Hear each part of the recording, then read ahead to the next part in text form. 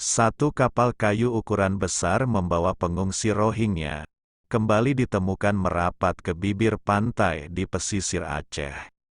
Ratusan pengungsi Rohingya menepi di pantai perbatasan Gampong Pante Sukon dengan Gampong Pulau Pineung Menasah II, Kecamatan Jangka Kabupaten Biren Kamis, tanggal 16 November tahun 2023. Ini gelombang ketiga imigran Rohingya dibawa ke Aceh setelah 2 gelombang berlabuh di Pidi. 2 hari lalu, imigran Rohingya tersebut diangkut menggunakan 1 unit kapal kayu. Ratusan imigran Rohingya tersebut telah berada di tepi pantai sejak subuh sekitar pukul 4 waktu Indonesia Barat.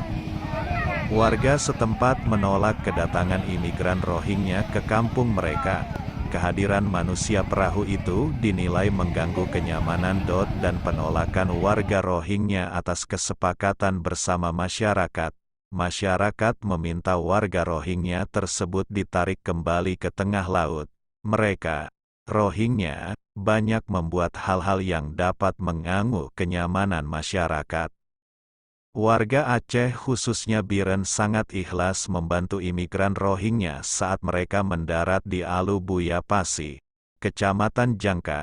Berkaca dari pengalaman di Pidi, kapal kayu yang mengangkut Rohingya langsung berangkat setelah menurunkan mereka. Kemudian, kapal kembali didorong ke laut oleh warga, dan dilaporkan menepi di kawasan pantai Desa Ule Madon, Kecamatan Muara Batu, Aceh Utara pada Sabtu, tanggal 17 November tahun 2021, subuh. Di kawasan ini para pengungsi sempat turun ke pantai, namun kembali mendapat penolakan dari warga.